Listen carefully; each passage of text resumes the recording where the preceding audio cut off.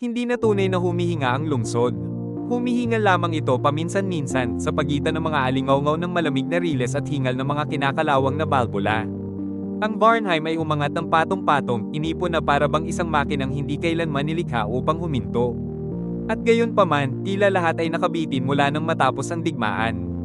Wala nang nakakaalam kung paano talaga ito nagsimula, may nagsasabing isang pag-atake, may iba namang bulong ng sabotahe sa enerhiya. Ngunit ang tiyak, isang araw, umungol ang mga makina ng silangan at ang mahika ng kanluran ang tumugon. Sa loob ng 7 taon, niluray ng lungsod ang sarili mula sa loob. Maging ang langit ay tila nahati. Kaya itinayo ang pader. Hindi ito hangganan, kundi sugat. 30 metro ang taas at umabot hanggang sa pinakapundasyon ng lungsod. Isang pader na bakal at tanso. Mula noon, walang makatawid. Sa silangan, ipinatupad ng guild ang kanilang loika, mga plano, mga protocol, mga kontroladong network. Sa kanluran naman, nagsama-sama ang mga komunidad ng nakaligtas sa paligid ng mga dating tagapaglihi, yaong mga nagsasanay ng mahika ng mga agos. 2 pirasong napinsala ng iisang lungsod, parehong naniniwalang kaya nilang mabuhay nang wala ang isa't isa. Si Alec ay nagtrabaho sa kataasan ng Guild ng Transmissions sa isang dating himpilan na muling ginamit. Siya ang nagpanatili ng mga aktibong linya. Ngunit ang talagang humahatak sa kanya ay ang mga patay na palapag. Doon kung saan pumipintig ang mga dial ng walang pinagmulan. Doon kung saan nanginginig pa rin ang mga makina, walang paliwanag. Ginugol niya ang mga oras sa pakikinig sa kalansing ng matatandang bahagi. Hinahaplos niya ang mga ito na parang mga instrumentong wala sa tono. Minsan, iniisip niyang may naririnig siyang panginginig na wala ng ibang makakaramdam. Umagang iyon, sa ilalim ng asidong ulap, umakyat siya sa ipinagbabawal na tuktok ng himpilan. Isang sirang antena ang naghihintay sa kanya roon, tila isang nalimot na labi. Hindi pa niya alam na sa paglalagay ng kanyang kamay dito, papasok siya sa isang siwang na kahit ang digmaan, matapos ang napakaraming taon, ay hindi kailanman lubusang naisara. Humahaginit ang hangin sa pagitan ng mga luwag na cable. Tila patay na ang antena, kinain ng kalawang at mga asidong ulan sa paglipas ng mga taon. Inakala ni Alec na makakahanap siya roon ng kaunting katahimikan. Ngunit sa pagkakataong ito, may dumampi na panginginig. Unay halos di maramdaman, parang haplos lamang sa tainga. Pagdakay naging isang hinga, isang salita, isang tinig. Hindi ito nagsasalita ng kanyang wika. Sa halip, isang alon na banayad, kakaiba, puno ng mga katahimikan na may dalang bigat at mga pagbabago ng tono na tila nagsasalaysay ng higit pa sa isang mensahe. Bawat pantig ay umuugong na parang isang alaala na para bang tinatamaan nito ang isang bahagi sa kanya na matagal na niyang nakalimutan. Ang tinig ay nagsalita ng hindi naghihintay ng tugon. Sinasabi nito ang mga bagay na simple o iyon ang akala niya. Mga bagay na hindi niya lubos na nauunawaan, ngunit malinaw ang layunin, kal-iwan, pag-iisa, pagtityaga. At bigla na lamang itong huminto. Nakaunawa ito. Sa kabilang panig, naramdaman ng nagsasalita na siya'y pinakikinggan. Isang paghinto, saka dumating ang himig na mas tensyonado. Tinanong nito kung sino siya. Nag-iba ang kanyang tinig, naging mas matatag, halos matalim. Hindi galit, kundi isang pamilyar na pag-iingat, yaong inilalaan ng mga taga-kanluran sa sinumang mula sa guild. Maingat na sumagot si Alec, sinasabing naglalabas siya ng tunog sa isang ipinagbabawal na dalas. Inasahan niya ang katahimikan, marahil ay tuluyang pagkaputol. Ngunit bumalik ang tinig, mas magaan, halos ng asar. Para bang siya isang kakatuwang mananakop na napadpad sa isang panaginip na hindi niya maunawaan. Hindi niya alam kung paano tutugon. Siya ay mula sa kanluran. Isa marahil na tagapaglihi. Isa sa mga mangkukulam na sinasabing kayang mahikain ang mga bagay at sirain ang agos. At gayon paman, nanatili siya. Nakinig siya. Nanatili rin ito. Sa loob ng mahabang sandali, nagpatuloy silang mag-usap, naghahagis ng mga kalahating salitang klise na kapwa nila natutunang paniwalaan. Inakusahan siya nito na may pusong tanso at kaisipang ikinulong ng mga ngipin ng makinang umiikot. Tumugon siya na marahil ay kinakausap nito ang mga puno at natutulog sa mga guho habang bumubulong ng mga oras ayon. Ito'y mapanukso, matalim, ngunit kailanman hindi malupit. Bawat pahayag ay parang isang julong nakabalat kayo bilang laro. At sa ilalim ng mga biro, naroon ang tunay na pagkamausisa, ang pagnanais na malaman kung ang isabay talagang ang gaya ng sinasabi tungkol sa kanya. Pagkatapos, sa isang di inaasahang katahimikan, naglakas loob siyang itanong ang pangalan nito. At ito'y sumagot ng payak, Lyra. Hindi kailanman naniwala si Lyra na may mga tinig pa mula sa silangan. Hindi talaga. Itinuro sa kanya na nagsasalita sila gamit ang mga numero na humihinga sila sa pamamagitan ng mga filter na pinalitan nila ang alaala ng mga protocol. At gayon pa man, gabing iyon, naroon pa rin siya. Ang dalas ay umuugong na parang mahigpit na nakatali ang isang kwerdas. Tahimik siyang kumonekta, maingat. Sa kabila, nagtatanong ang tinig ni Alec. Hindi para makipagpalitan, kundi para makaunawa. Nakaliligalig iyon sa kanya. Tinanong siya nito kung ano ang ginagawa niya at sumagot siya, tagagawa ng orasan. Ngunit hindi nito naunawaan kung ano ang kahulugan niyon dito. Hindi niya inaayos ang oras, ginigising niya ang mga bagay. Hinahanap niya ang bakas ng panahon sa mga galaw ng gear, ang alaala na nakaukit sa bakal. Ikinakabit niya ang mga bagay na nais pang gumana. Tila mausisa siya, ngunit may pagdududa. Tulad ng lahat ng tao sa silangan. Nagtanong ito tungkol sa digmaan.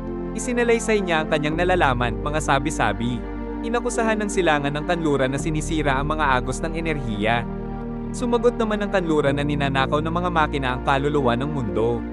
At sa pagitan nila, ang pader. Mataas, malamig, imposibleng tawerin. Tinanong niya kung ano ang nakikita nito ng kanluran mula sa kanyang kinaroroonan. Sumagot ito, wala. Isang palagi ang ulap. Napatawa siya, kahit hindi naman iyon nakakatawa. Hindi nito nauunawaan ang paraan ng kanyang pag-iisip. Lumilipat siya mula sa isang ideya tungo sa isa pa, gaya ng pagsunod sa di nakikitang agos. Ramdam niya ang pagkailang, ang pagkagulat nito. At gayon pa man, nananatili ito. Bumabalik, hindi siya nito itinuring na kaaway. At sa maliit na kawalan na iyon na naging kanilang ugnayan, nakaramdam si Lyra ng bagong panginginig. Hindi mahika. Tao, hindi nakatulog si Alec. Sa loob ng 2 gabi, bumabalik siya sa himpilan sa dahilan ng pagpapanatili, ngunit wala siyang isinusumiteng ulat. Opisyal, sinusuri niya ang mga Harmon ikong pang-ibabaw. Ngunit sa katotohanan, kinakalikot niya ang antena na parang isang magnanakaw ng alon, inaalipin ng isang tinig na hindi dapat umiral. Sinubukan niyang subaybayan ang signal.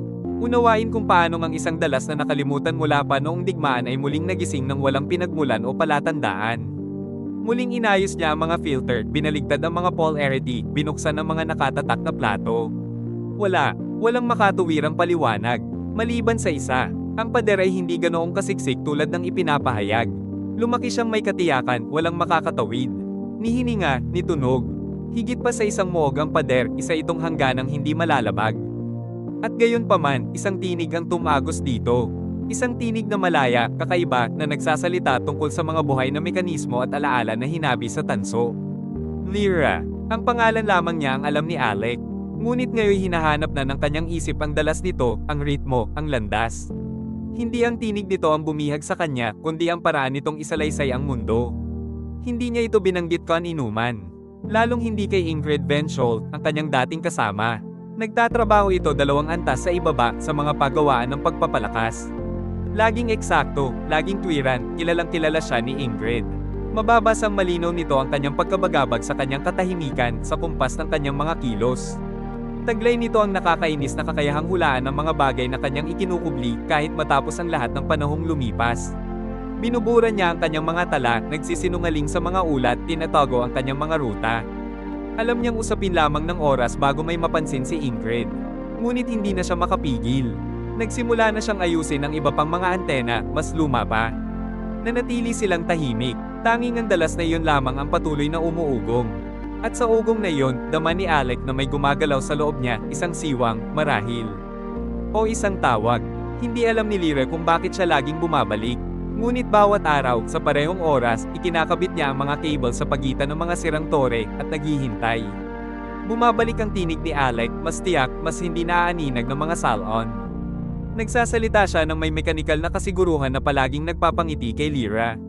Nagtataka ito sa kanyang mga salitang malabo, sa paraan niya ng pagtawag sa mga bagay batay sa pakiramdam, hindi sa tungkulin.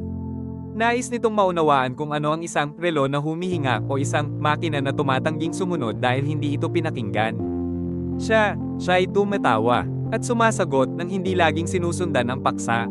Akala nito may plano ang lahat ng bagay. Siya na may nabubuhay sa mundong may alaala ang bawat bagay, hindi manual ng paggamit. Hindi nito nauunawaan ang paraan niya ng pagtalon mula sa isang paksa tungo sa isa pa, ngunit nananatili ito. At siya rin. Ikinwento niya ito kay Nala, ngunit itinago na galing ito sa silangan. Hindi naman talaga para humingi ng payo. kundi dahil kailangan niya itong sabihin sa kahit kanino. Hindi nakatira si Nala sa gitna ng pamayanan. Naninirahan siya sa gilid, sa pagitan ng mga guho, palaging medyo hiwalay. Kapag may bagay na tumahimik, kapag may batang bumubulong ng walang lagnat, siya ang tinatawag. Mas nakikinig siya kaysa nagsasalita. Siya ang umaruga kay Lyra at nagturo sa kanya na pakinggan ang mga harmoniko ng Agos. Nang araw na iyon, ipinatong ni Nala ang isang kamay sa kahoy ng upuan at ipinikit ang kanyang mga mata. Pagkaraan, ibinulong niya, kapag tunay siyang nakikinig, maririnig niya ang mga bagay na hindi mo sinasabi. Right double angle quotation mark. Mula noon, hindi na nagtanong si Lyra. Kumukonekta siya, nagsasalita, tumatawa minsan mag-isa. Hindi niya alam kung saan patungo ang tinig na yon, ni kung bakit ito'y umuugong ng ganoon kayon. Ngunit dama niya, sa bawat hinga ni Alex, sa bawat katahimikang pinaghahatian nila, ang isang bulong na nakilala niya kahit hindi niya kailanman narinig. Nariyan pa rin ang pader. Ngunit minsan, tila hindi na ito ganoon kataas. Hindi na ganoon kalamig. At bawat araw, ang mga takip na ipinatong sa kanyang paningin ay unti-unting lumuluwag. At siya'y lumalayo sa mga baluktot na alamat na itinuro sa kanya, mga aninong nilikha upang lunurin ang liwanag ng kabilang panig. Naglakad si Solanver sa mga pasilyo ng guild na para bang tumatawid sa linya ng labanan, tuwid, eksakto, walang anumang lumalampas sa hangganan. Ang kanyang madilim na jacket ay may sagisag ng estratehikong mga network, isang unit na maging ang mga teknokrata ay iniiwasang kontrahin. Hindi siya inhinyero, ni isang sundalo. Siya ang nasa pagitan, ang matalim na tulay sa pagitan ng impormasyon at awtoridad. Sa loob ng 3 araw, isang kakaibang pagkagambala ang natuklasan sa mababang hanay ng Dalas. Isang natutulog na dalas. Opisyal na ipinagbawal mula pa noong taon ng pagkakaselyo. Di opisyal, wala talagang nagmalasakit. Hanggang ngayon, hindi matatag ang mga tala. Sobrang tiyak para tawaging ingay lamang. Sobrang mahina para sa isang makina ng guild. May isang bagay na naglalabas, ngunit hindi regular. Isang bagay na palihim. Mula sa kabila ng pader, marahil. Matagal na itong nahulaan ni Ver. Palagi niyang ipinang-aral ang disiplina, ang mahigpit na kontrol. Iginiit niyang hindi sapat ang pagkakasara ng pader na ang mga panghihimasok ay hindi lamang teknikal. Maaaring kumalat ang mga ideya. At ang mga ideya, ayon sa kanya, ay mas nakamamatay ng mga virus kaysa mga bomba. Sinuri niya ang mga mapa. Isang lumang himpilan, hindi na ginagamit sa loob ng 20 taon, tila muling umuugong. Nasa taas, mahirap bantayan. Ang perpektong lugar para sa kapabayaan o pagtataksil. Nakikinig na ngayon ang kanyang mga nakakataas. Nagsalita siya tungkol sa pagbabalik ng banta ng Agos ng marahang pagkasira ng dogmang makatwiran. Hindi niya kailangan ng ebidensya. Taglay niya ang mga salitang eksakto, ang matang bakal at isang loika na napakasarado kaya dinudurog nito ang anumang pagtutol. Nag-uutos si Ver ng pagsusuri sa mga lokal na koneksyon. Palihim, mabilis, ang pinakamaliit na paglihis ay itatala, ang bawat pangalan ay isusulat. Hindi ito pangangaso ng mga mangkukulam, ayon sa kanya. Isa itong estratehiya ng depensa laban sa mga ideolohikal na pagsalakay. Sa kanyang isipan, hindi pa tapos ang digmaan. Iba lamang ang anyo ng pagkakahayag nito. Ang tinig ni Lyra, ng gabing iyon, ay may ibang himig, mas mabagal, na para bang bawat salita'y mas mabigat kaysa dati. Isinalaysay niya ang isang alaala ng pagkabata, isang agimat na gawa sa balat ng kahoy na isinusuot niya sa leeg hanggang sa ito'y magnas sa ulan. Si Alex, sa kabila, ay nanatiling tahimik ng matagal matapos niya itong marinig. Kinabukasan, wala siyang mga salita, kaya nagpadala siya ng mas higit pa. Isang piraso ng tanso, kinupes at kuminang na ang ukit ay nabura sa paulit-ulit na paglalaro ng kanyang mga daliri. Ipinwesto niya ito sa tuka ng kanyang pinakakakaibang imbensyon, si Cor, isang payat na automatang may anyong ibong mekanikal, kasing bilis ng elektrikal na bugso, dinisenyo upang makalusot sa mga guho at cable na parang isang espiritu sa loob ng makina. Ipadala si Cor sa kanluran ay isa ng pagtataksil sa paningin ng guild. Ngunit higit pa roon, kailangan pang tanggapin ni Lyra ang ipinadala. At upang magawa yon, kailangan niyang sabihin kung saan siya naroroon. Isang tiyak na lokasyon. Isang lubos na pagbabawal ayon sa matatanda ng malayang zona.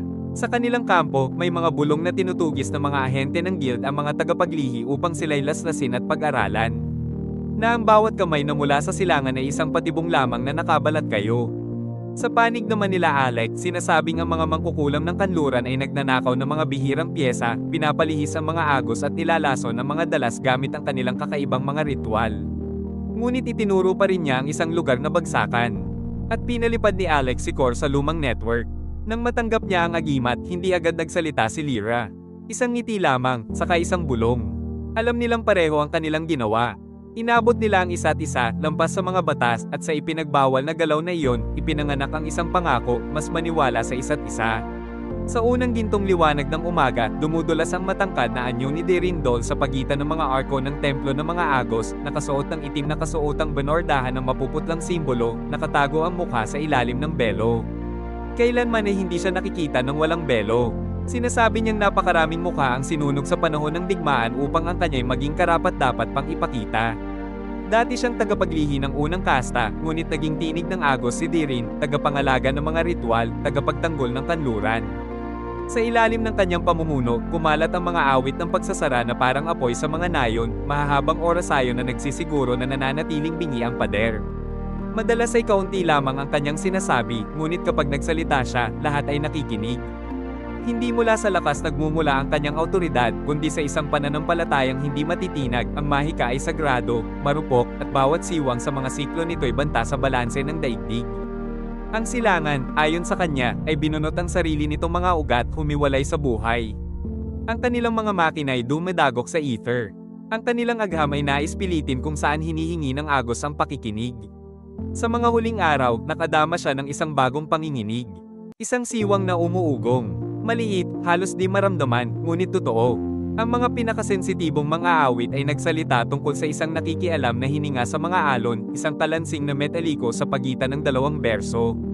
At iyon, hindi kayang baliwalain ni Dirin. Nagpatawag siya ng karagdagang seremonya. Inutusan na muling pagpapagana ng mga tagapagbantay. Ang kanyang nadarama ay hindi pa panganib, kundi isang alingawngaw.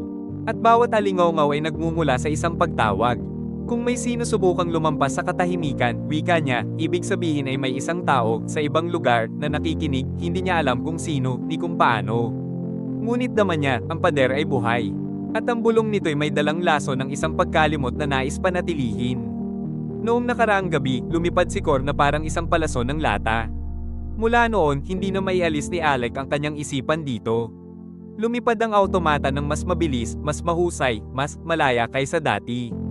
Isa itong modelong Mazeland, may 10 kung minsan, ngunit kabisado niya ang bawat galaw ng mekanismo nito. At wala, sadyang wala, ang dapat nakapagdulot ng ganoong perpektong landas. Muling sinuri niya ang bawat formula, bawat bugso ng enerhiya, bawat munting pagsasaayos ng pakpak. Lahat ay tama, at gayon paman, lahat ay lumalabag sa sarili niyang kaalaman. Inisip niya ang mga daliri ni Lyra na bahagyang humahaplos kay Cor. Ang paraan nitong bulungan ng metal na para bang isang batang pinapakalma. Nagsasalita siya tungkol sa layon, sa hinga, sa pagkakaisa, mga salitang walang kabuluhan sa kanyang mundo. Mga salitang malabo, malilim. Ngunit marahil, hindi humpag. Mula nang mahawakan ito ni Lyra, tila ba may nananahan na kay Cor. Siya ba yun? Ang kanyang enerhiya? O siya mismo ang nagbabago? Na nagsisimula ng makakita sa ibang paraan? Hindi niya magawang paniwalaan, ngunit hindi na niya kayang baliwalain ang mga palatandaan. At higit pang nakalilito, nagugustuhan niya ito. Itinuro sa kanya na ang mga tagapaglihi ay nang mamanipula na inaakit nila ang bagay upang higit na pasukuin ang isipan. Ngunit si Lyra ay walang katulad ng isang mangkukulam. Masyado siyang malakas tumawa, masyadong mabilis magduda. Hindi siya nagbabanggit ng katotohanan, hinahanap niya ito ng may pagkabulol. Siya ba ang pagbubukod? O baka, ang kwentong itinuro sa kanya ang siyang baluktot? Marahil ang pader ay hindi para magtanggol. Marahil ito'y para maghiwalay, sumakal. At marahil ang katotohanan ay naroon lamang sa kabilang panig, sa isang banayad na tinig, isang magulong tawa, at isang titig na hindi pa niya kailanman nasalayan, ngunit unti-unti nang nagiging kanyang panaginip. Hindi pa niya alam kung ano ang ibig sabihin nito. Ngunit ito ang tiyak, kaya niyang magtiwala sa kanya. At ang kaisipang iyon lamang ay nakapagdulot ng isang kakaibang ligaya. Gabing iyon, nagsalita si Lyra tungkol sa isang sinaunang makinang buhay, inukit mula sa kahoy at tanso, pinakain ng tubig, mga bulong, at mga layon. Inilarawan niya ang paghinga nito, ang tibok nito. Nakikinig si Alec, unay naguguluhan, pagkatapos ay nabighani.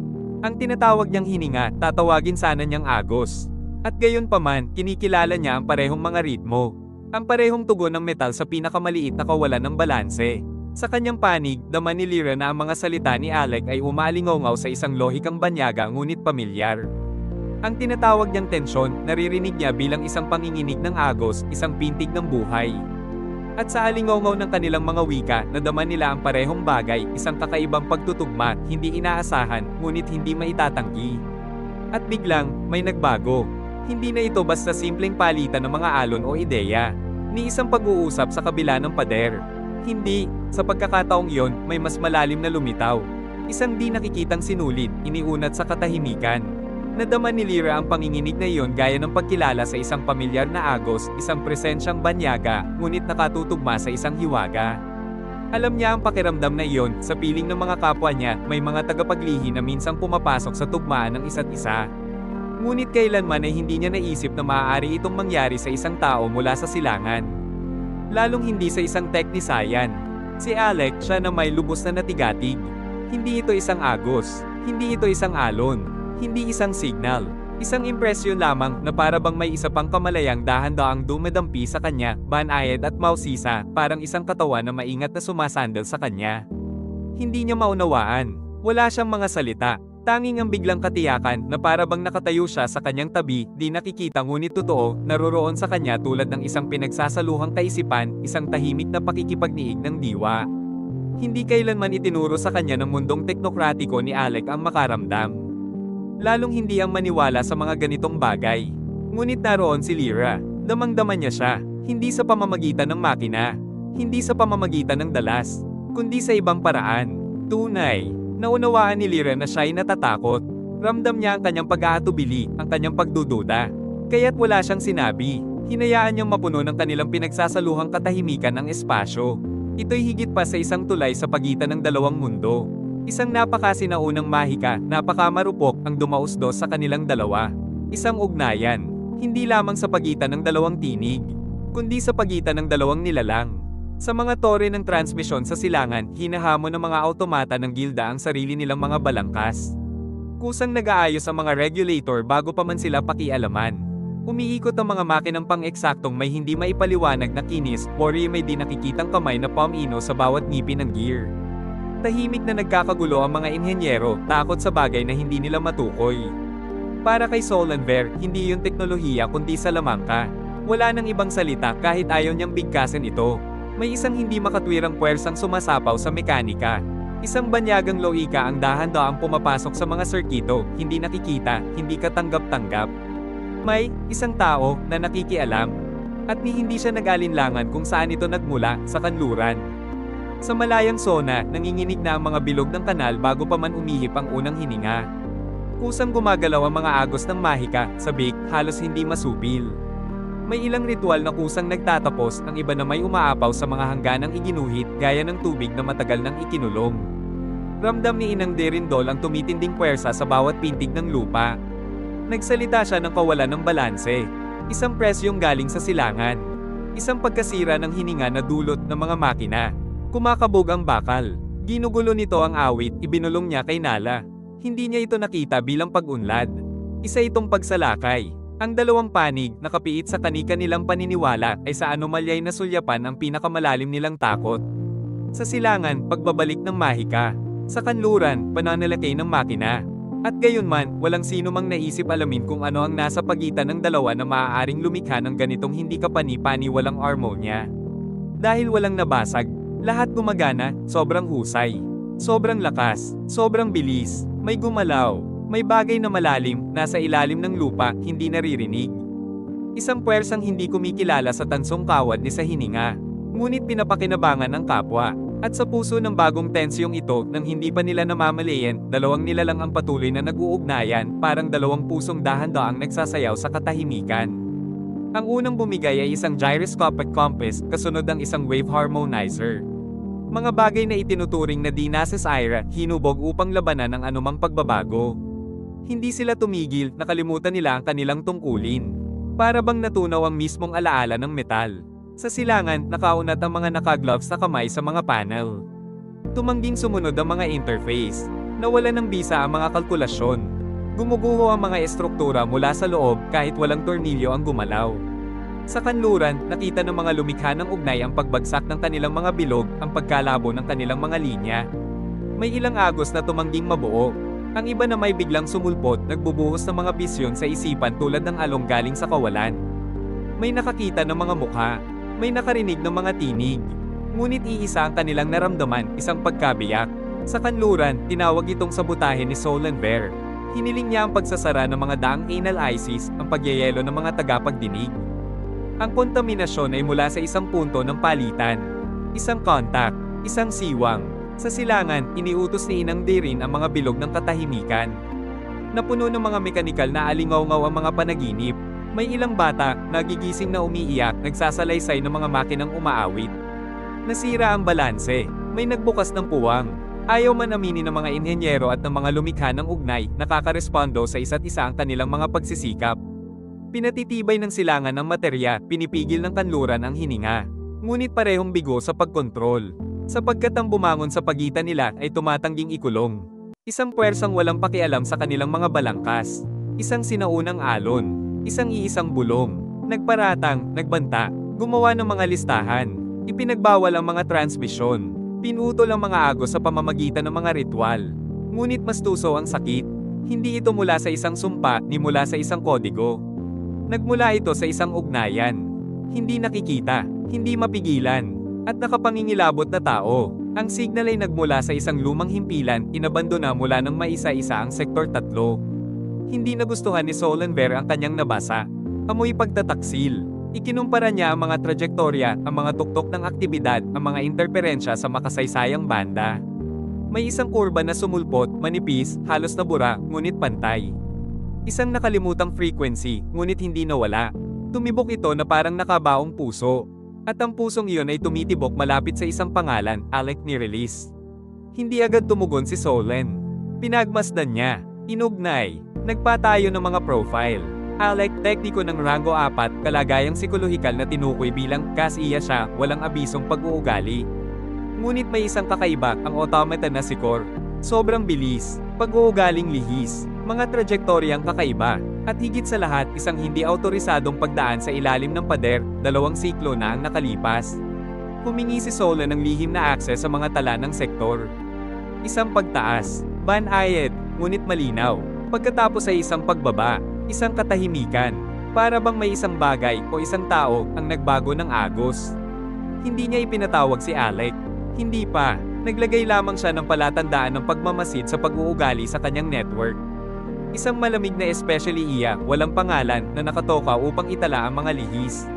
Si Solen, hindi siya naniniwala sa mga aksidente.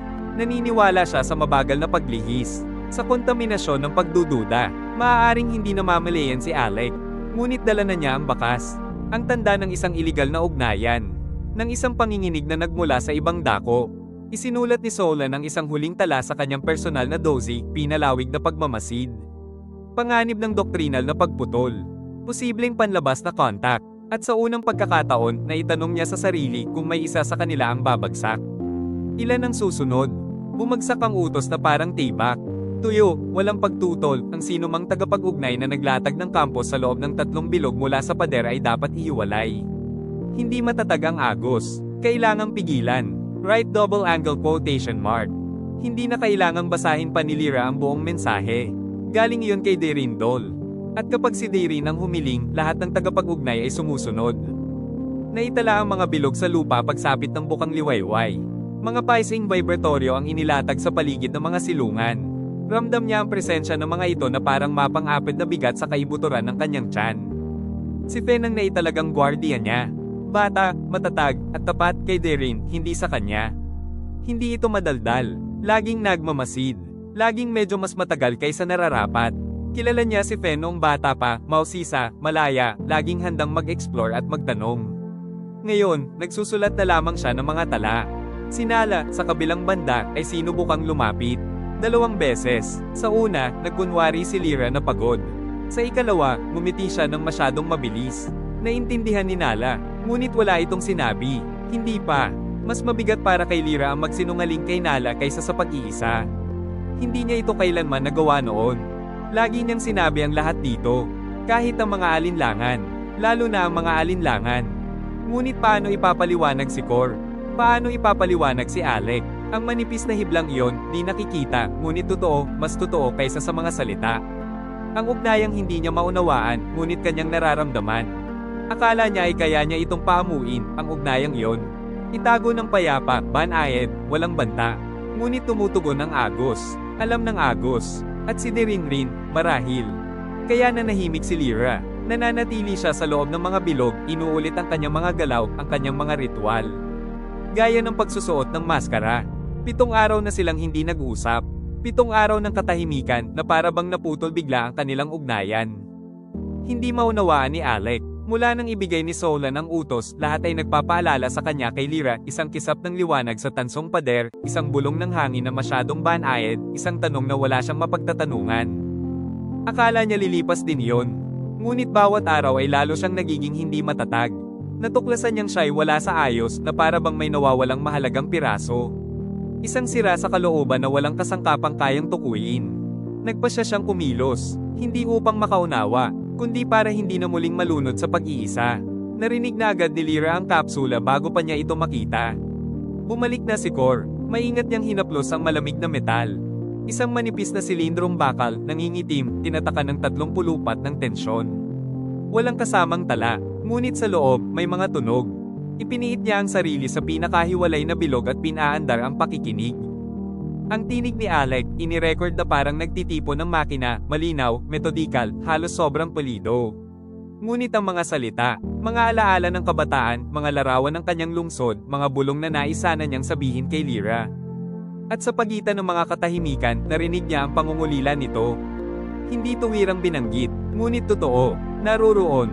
Napangiti siya, nangingilid ang luha. Ginawa ni Alec ang lahat ng ito para sa kanya. At sa dulo ng mensahe, hahanap ako ng ibang paraan. Hindi ko pa alam kung paano. Ngunit gagawin ko. Hindi na siya naghintay. Inukit niya ang isang medalyo na may dobleng paikot-ikot na spiral, isang sinaunang sagisag ng mga tagapagliwat. Ipinasok niya ito sa tuka ni Cor na agad lumipad palayo. Pagdampi pa lamang ng medalyo sa palad ni Alec, damanan niya si Lyra. Isang mainit na alon. Isang presensya. Para bang bahagya siyang hinaplos. Hindi siya ngumiti, ngunit nakadama siya ng kapayapaan sa unang pagkakataon matapos ang isang linggo. Sa anino, pinagmamasdan ni Fen si Lyra. Paulit-ulit nitong pinapakinggan ang kapsula. Nakaupo ng nakatawid ang mga binti, nakapikit ang mga mata, may maliit na ngiti sa labi. Itinala ni Fen ang bagay na iyon at ang ekspresyon sa mukha. Ngunit wala siyang sinabi. Hindi pa. Si Dren ang nakahuli sa kanya. Nakita niyang suot ni Lyra ang bagong palawit, diskreto, nakabitin sa leeg na parang simpleng alahas. Pero alam niyang higit pa roon. Hindi iyon basta-basta. Nakilala niya ang hugis, ang materyal, ang mga bahagyang ukit. Isang kapsula ng alaala, iyong uri na ginagamit sa silangan upang ikulong ang mga tinig. Wala siyang sinabi. Isang tingin lang, matalim at puno ng kaalamang wala ang iba. Doon nanirahan si Dren. Bago siya pinalayas. Bago siya bumalik sa free zone ilang taon na ang nakalipas habang nakatira pa siya sa silangan, nakalusot bilang especially iya o sadyang mausisa, walang nakakaalam ng katotohanan. Pero nagbalik siyang nagbago, nakita niya ang mga bagay na iyon. At alam niya ang dala ng mga iyon, mga bawal na salita. Mga tali, mga pangako. Kaya dinala niya ito sa mga sinaunang galeriya at ipinakita ang isang mapa. Isang network ng mga agos, inukit ng kamay, pinatibay ng tanso, kumakabog. Hindi simpleng plano, isang buhay na sistema, hindi magkalaban ng silangan at kanluran. Sumasagot sila sa isa't isa. Hindi humaharang ang pader. Nagpapadaloy ito. Lahat ng gustong ipaliwanag ng guild, pinalalakasan ng zone. Lahat ng gustong idaan ng binders, pinapaikot ng mga makina. 2 wika, isang ritmo. Pero huli na para magtanong. May nakinig sa lahat, si Fen. Nakatago pa rin sa anino, hinintay niyang umalis si Dren at isinara ang pinto sa likod niya. Ang boses niya, kalmado at malamig, bumagsak na parang hatol, nakikipagsabuatan siya sa kaaway. Nakiusap si Lyra na huwag siyang magsalita, huwag kay Rin, huwag sa iba. Tinitigan niya ito ng matagal, masyadong matagal, bago bahagyang tumango. Hindi niya naintindihan kung bakit. Hindi agad. Ang sabi lang niya, pag-isipan mo. Pagkatapos, mas mahina, halos may panghihinayang, kung kaya mong makiramdam sa isang teknisayan mula sa silangan, bakit hindi sa akin? Napatigil siya. Dumaluyong ang mga alaala. Si Fen, ang tahimik na binatilyo, laging nariyan. Sobrang lapit, sobrang tapat. Hindi niya kailanman ginustong tingnan ito ng iba. Pero ngayon, may pagdududang sumingit. At sa gitna ng bumabain kong pag-aalinlangan, may isa pang tanong na sumulpot, paano kung, sa silangan, si Alec ay minamanmanan din sa parehong katahimikan? Maikli ang pagsabog, ngunit nakakikilabot ang talas nito. Isang makinang pag-aari ng guild, nakaka-calibrate lamang ang sumabog ng walang babala, walang sobrang karga. Nagkapira-piraso ang tanso at uling na tumama sa mga pader ng obserbatoryo. Walang nasugatan, ngunit ang katahimikan na sumunod ay sinalubong lamang ng hindi makapaniwala. Isang tingin lang ni Solan sa mga tala ay sapat upang maunawaan niya. Kumilos ang mga agos na para bang tumutugon sa isang alon na nagmula sa labas. Isang panghihimasok, isang hindi nakikitang pagpasok, hindi sabotahe, hindi, isang panghihimasok ng enerhiya. Iniutos niya ang agarang pagsusuri sa datos, ipinasuri ang atmospheric, energetic at acoustic readings. Wala itong loika, wala maliban sa isang hinalang hindi niya kailanman naglakas loob bigkasan. Hindi hanggang ngayon.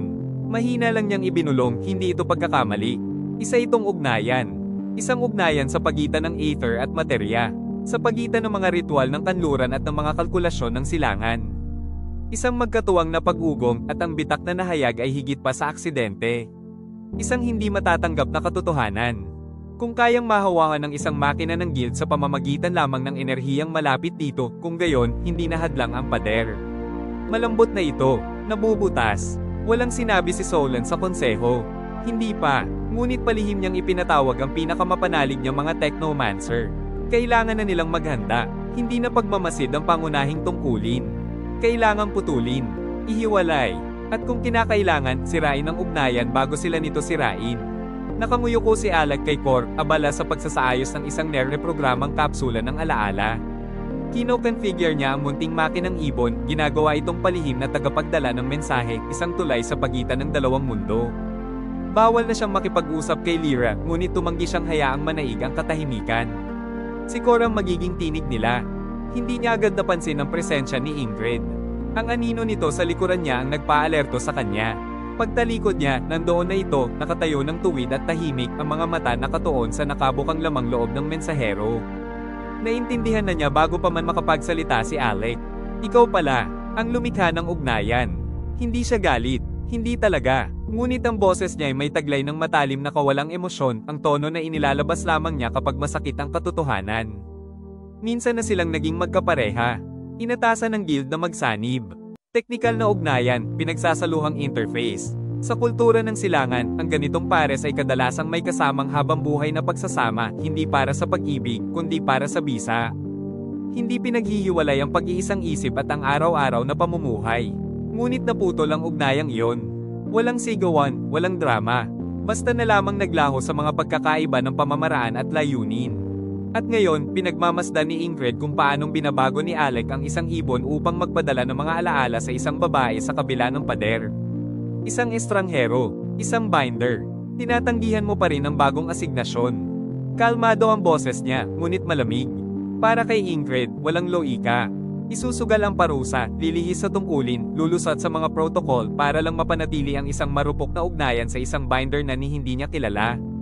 Kung gusto niya ng kapareha, kailangan lang niyang humiling. May mga bagong asignasyong nakalaan. Na-optimize. Walang komplikasyon. Ngunit hindi niya ginawa. Nanatili siyang mag-isa. At para sa kanya, hindi iyon maipaliwanag. Nag-atubili siya. Maaari niya sanang isumbong kay Solan. Dapat siguro. Ngunit hindi siya kumilos. Tahimik lang si Alec. Hindi siya nakiusap. Hindi rin niya sinubukang ipaliwanag ang sarili. At marahil yun mismo ang nagpaalab ng kanyang pagdududa. Tumalikod siya. Hindi pa siya pumapanig. Ngunit alam niyang kailangan din niyang pumili. Malapit na. Nagbigay na ng mga utos si Dirin, isasagawa ang isang sinaunang ritual. Isa sa mga matagal nang hindi ginagamit, masyadong pabago-bago, masyadong makapangyarihan. Ang layunin ay hindi upang pagalingin, kundi upang putulin. Putulin ang mga alon ng resonensya sa pagitan ng mga daloy, kahit pa mga hulugan iyon ng pagwasak sa marupok na balanse ng mga sona. Sa mga pasilyo ng tore, ramdam ang kaguluhan. Tinatawag pabalik ang mga tagapagtali. Nililinis ang mga bilog ng pag-angkla. Ang mahika ay sumisikip sa paligid ni Dirin, parang isang di nakikitang panga. Sinala, sa kabilang banda, ay nagmamasid. Nakikinig. At naghihintay. Ilang araw na siyang may kutob tungkol kay Lyra. Masyadong maraming katahimikan. Masyadong maraming malalayong tingin, parang nilalakbay ng isip nito ang kabila ng pader. Nag-imbestiga siya, nagtanim ng mga tanong ng palihim. Ang kanyang natuklasan ay hindi ebidensya, ngunit isang matinding pakiramdam.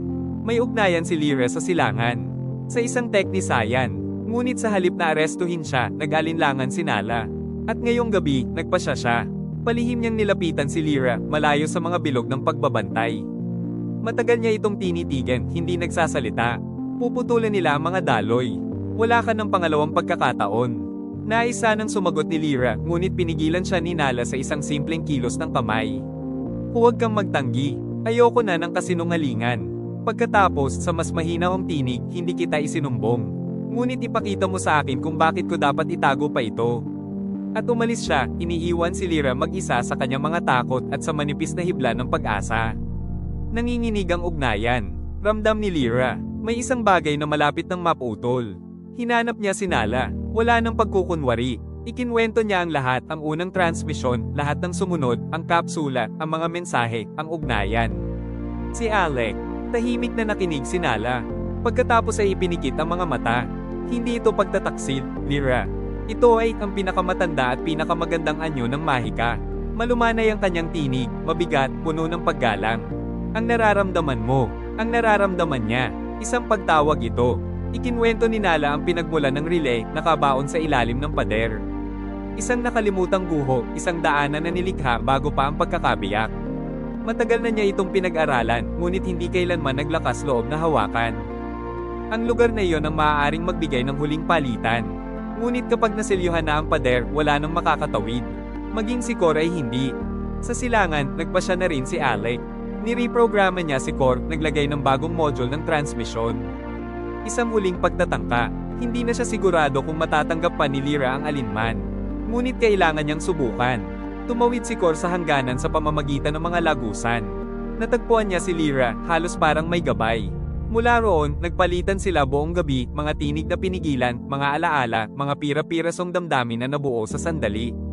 Maingat magsalita si Alec, samantalang si Lyra ay kusang sumasagot. Sinabi ni Alec na gusto na niyang tumakas, iwan ang gilda, ang sona, ang lahat. Tumanggi si Lyra, hindi para sa sarili, kundi para sa kanya.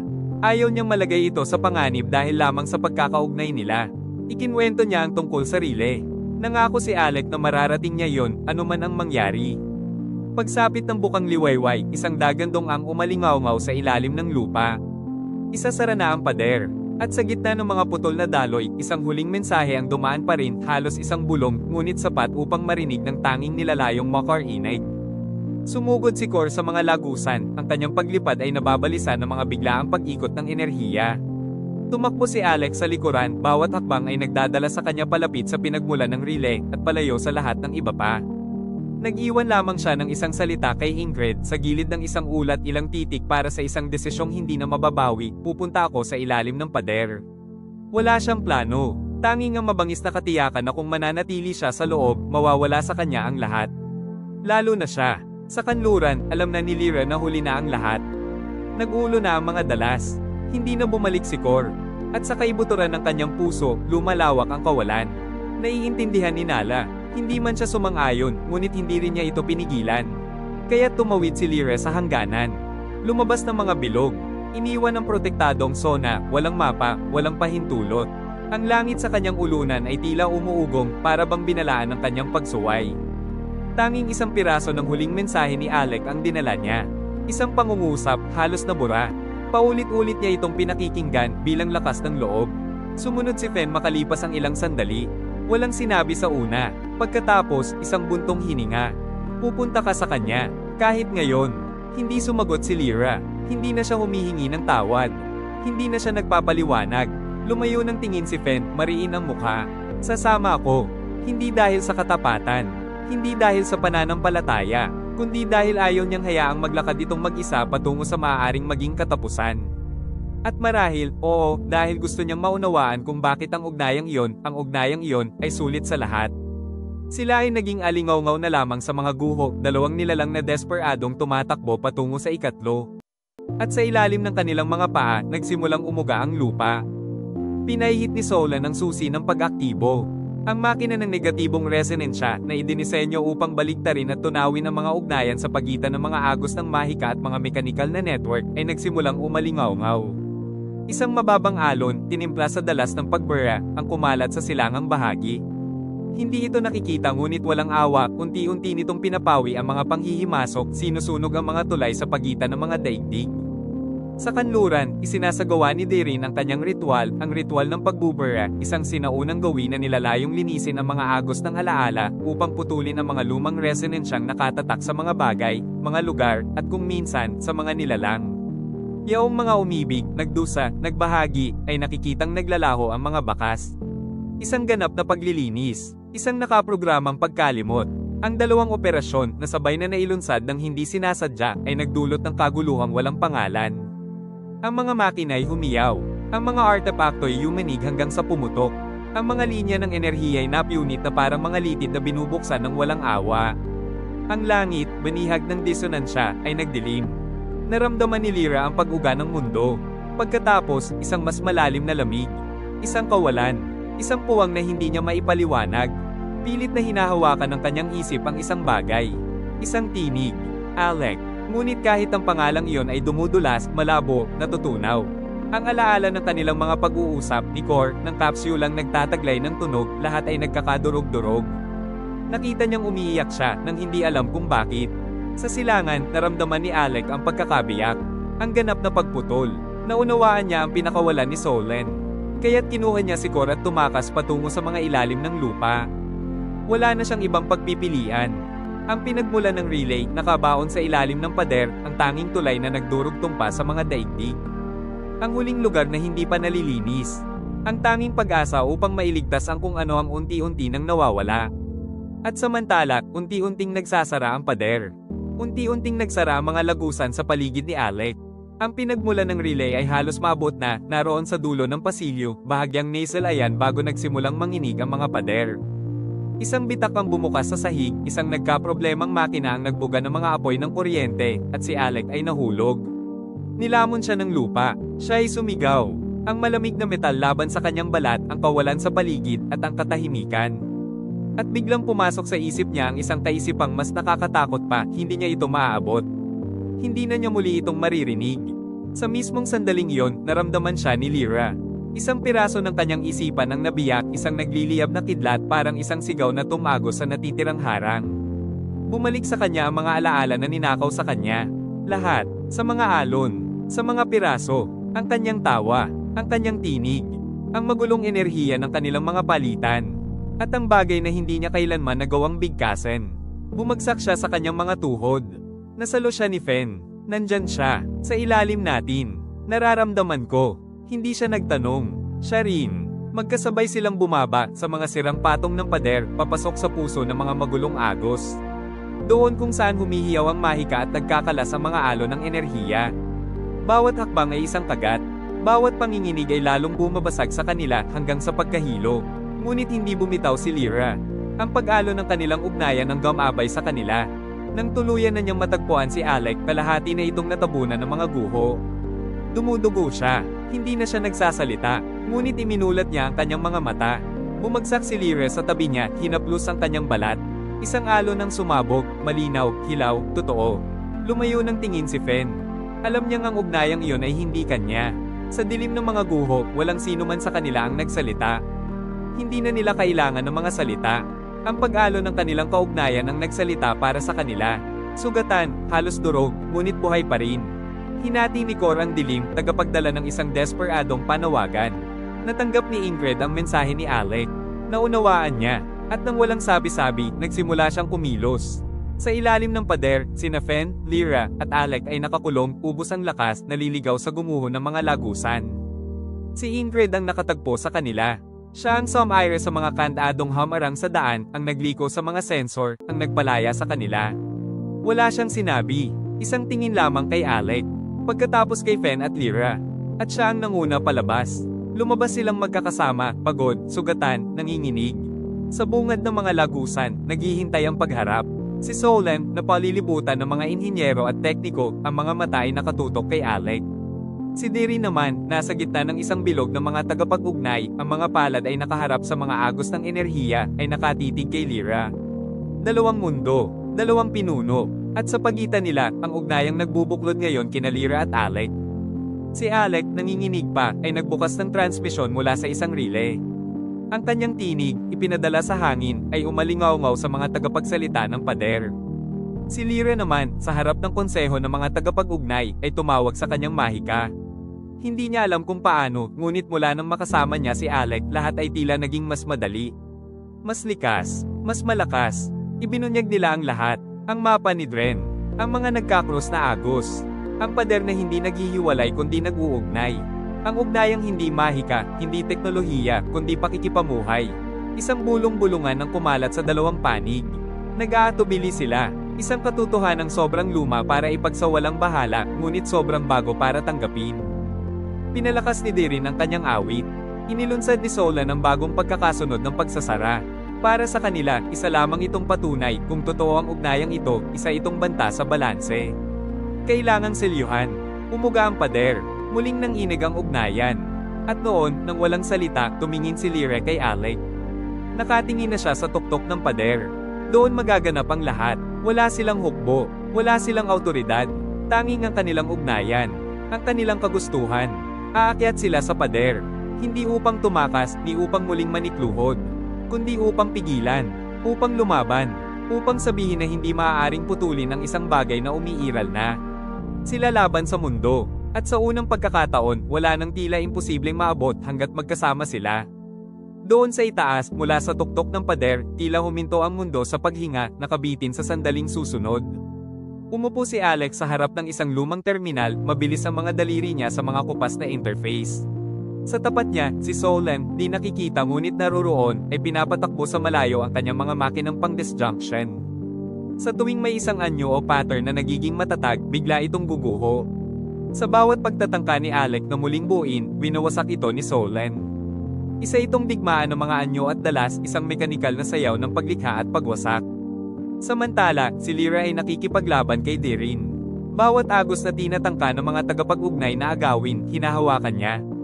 Bawat linya na humihina, ibinabalik niya sa buhay. Ang kanyang mahika, pinalakas ng higit kailanman, ay naglalagablab ng kakaibang tindi. Hindi pa niya naramdaman ang ganitong uri ng kapangyarihang dumadaloy sa kanya, likido, likas, walang pag-aalinlangan. Ngunit dalawa lamang sila, at dahan-daang, sinimulan silang lumunin ng pader. Napakaraming bitak, napakaraming puwersang nagsasalubong. Ang langit ay nagkikislapan sa mga kidlat, ang mga estruktura ay ipinapanganak at namamatay ng walang tigil, at maging ang hangin ay tila yumuyuko sa bigat ng kawalan ng pagkakaisa. At sa ugong ng papalaking kaguluhan, unti-unting nananaig ang isang malinaw na katiyakan, ang kanilang pagkatalo ay usapin na lamang ng oras. Tumingin si Lyra sa kanya. Si Alec, ang mukha ay mahigpit, ang mga kalamnan ay nanigas, nakikipaglaban na parang ayaw niyang kahit isang piraso ng panganib ay umabot sa kanya. Wala siyang takot para sa sarili, ang lahat ng takot niya ay para kay Lyra. Nakatayo siya roon, matatag, galit, parang isang mandirigmang nasa gitna ng labanan, handang tanggapin ang bawat hampas para sa kanya. At sa unang pagkakataon, nakita siya ni Lyra, tunay na nakita. Naintindihan niya kung ano ang kanyang pinoprotektahan. Lumapit siya, tumibok ng malakas ang kanyang puso, isang pintig na walang mahika ang makakapaliwanag. Dahan-dahan, ipinatong niya ang kanyang mga kamay sa mukha nito. At bago pa man ito makapagsalita, bago pa man gumuho ang mundo, hinalikan niya ito. Isang tahimik na pangako, isang panatang walang salita. Ipinahayag niya, narito ako. Narito tayo. Magkasama, magpakailanman. Nanatiling nakatigil si Alec, nagulat. Ngunit agad siyang tumugon. At sa halik na yon, wala nang pader. Wala nang magkabilang panig. Tanging dalawang kaluluwa na nagkaisa laban sa lahat. Sa paligid nila, umalingaw-ngaw ang mga linya. Isang bagong alon ang kumalat. Hindi ito pagputok ni pagkawasak, kundi isang pag-agos, isang dambuhalang bugso ng enerhiya na tumago sa pader at sa buong mundo. At mula noon, walang bagay ang magiging katulad ng dati. Buong-buo na ang kanilang ugnayan. Hindi na isang nanginginig na panginginig, kundi isang malalim at matatag na alon. Si Alec ay humuhubog ng mga istruktura na parang isang arkitektong lumilikha ng mga posibilidad. Si Lyra naman ay nagbibigay buhay sa mga ito, init, sigla, at hanggang magugnay. Isa ang nagtatayo, ang isa ay nagdudugtong. At mula sa pagkakaisang iyon, isinilang ang balanse. Sa ibaba, sina Solan at Dirin, balisa, ay patuloy pa ring nagtangka na paghiwalayin ang lahat. Isinisigaw nila ang kontrol at pag-iisa, nangangarap ng katahimikan at kaayusan. Ngunit hindi na tumutugon ang pader sa kanila. Nakadinig ito ng iba, dahil hindi ito kailanman isang pader. Hindi kailanman. Isa itong tulay, isang instrumentong matagal nang nakalimutan, isinilang sa panahong mas matanda pa sa digmaan. Isang kanal sa pagitan ng dalawang dulo, isang tulay ng enerhiya, nilikhang magdaloy, hindi hamarang. At sa ganap na pag-echo ni na Alec at Lyra, naalala nito ang kanyang layunin. Ang kanilang alon ay hindi sumisira. Ito ay nagbubunyag. Umalingaw-ngaw ang pader, tumugon, bumukas. Ang mga linya nito, matagal nang natutulog, ay nagliwanag muli tulad ng mga ugat na muling binigyan ng buhay. Hindi na ito paghihiwalay, kundi pagtibok. Isang paghinga. Sina Solon at Derin ay nabura, tinupok ng sarili nilang kawalang harmonya. Hindi na kayang tumindig ng pagtanggi sa harap ng pagkakaisa. Sila ay nagsasalita ng pagkawasak. Sina Lyra at Alec ay bumubulong ng paglikha, pinapatakbo ng pag-ibig na nagtatayo kung saan ang iba ay nagwawasak. At naging daan ang bitak. Isang malawak na alon ng sumiklab, damaloy sa mga kalye, sa mga bubong, sa mga puso. Ang mga makina at daloy ay umayon, parang isang alpa na matagal nang di tinugtog. Ang mga alaala ay bumalik, banayad, mabagal, ngunit tiyak. Mga minamahal na mukha, mga pangalang nawala, mga galaw na nakalimutan. Lahat. Muling nagkamalay ang lungsod, hindi sa kung ano ito, kundi sa kung ano pa ito maaaring maging. At sa tuktok na muling natuklasang tulay, naroon sina Lyra at Alec, siya, ang siglang nag-uugnay, siya, ang kamay na nagbubuo, dalawang kalahati ng isang sinaunang awit, hinabi ng mga panaginip at estruktura, na inakala ng mundo na tuluyan ng namatay. Nananatili pa rin ang pader. Ngunit hindi na ito naghihiwalay. Ngayon, ito ay nagdurugtong. Sa hangganan, kung saan nagtatagpo ang huling mga daang lupa at ang unang mga hiblang metal, magkasamang naninirahan sina Alec at Lyra, sa pagitan ng dalawang daigdig, pinagbubuklod ng kanilang pag-ibig. Muling umuugong ang Varnheim, hindi sa sigaw ng utos o pagbubukod, kundi sa isang sabayang paghinga. Umangat ang awit ng mga makina, dumadaloy at kumikislap, hinahabi ang mga himig nito sa mga lihim na tibok ng mahika. Isang nakalimutang ritmo ang muling nabubuhay, banayad, nanginginig, ngunit tama. Walang nangingibabaw, ang kanilang mga tinig ay nag-uugnay, nagpapalitan, tulad ng isang walang hanggang bulong, at sa kanilang pagtutugma, sila ay nagkakaisa. Tulad ni Lyra at Alec. Sapagkat ito ang tunay na pag-ibig, hindi ang paglusaw o pagkawala, kundi ang pagbuo ng kabuuan, ang pagiging mas malawak kapag magkasama kaysa sa mag-isa. Ang makita ang mundo sa pamamagitan ng mga matang hindi sa iyo. Ang ialay sa iba ang isang bahaging inakalang kahinaan, at matuklasan na iyon pala'y isang lakas, naghihintay lamang ng tugon. Si Lyra ang nagdurugtong. Si Alec ang tagapagtayo. Siya ay nangangarap, siya ay nagsasakatuparan. Siya ay nagdududa, siya ay nagpapatuloy. At kapag ang isa ay nanghihina, ang isa na may sumasalo. Hindi nila nalutas ang lahat. Hindi nila binago ang mundo. Ngunit nabuksan nila ito. At sapat na iyon.